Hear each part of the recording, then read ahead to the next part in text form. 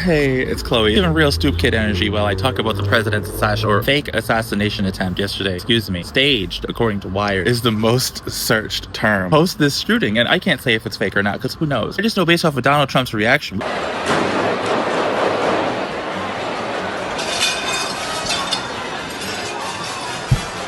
We've seen how he reacts. It's a real shooting. I know it's not.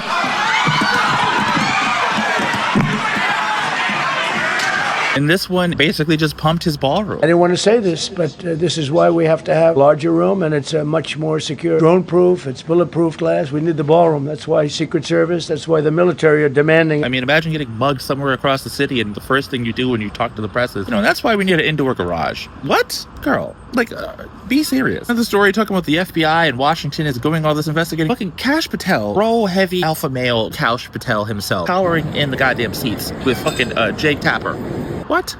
Bro, what do you mean? What do you mean? Since the shooting yesterday, in the past 24 hours, there was 4 other shootings. Did you know that? Somebody impersonated a security guard at a Sam's Club, and the police actually shot them in Houston. It was a mass shooting at Indiana University, a university. Someone opened fire at a bar and killed somebody and shot 3 others in Pittsburgh. And there's also a shooting at a Costco in Ohio.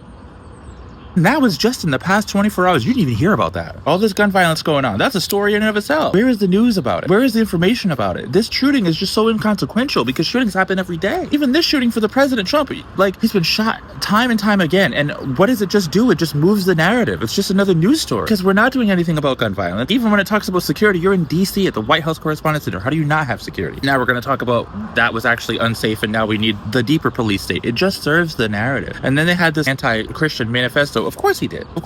Because if you're going to go after Christians, you're going to go after twice married, grabber by the pussy, Donald Trump. Be fucking for real.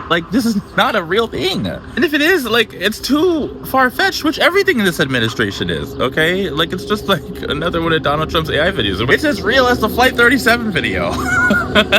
Trust me, I'm a star later too. What are we even watching here? What's even happening?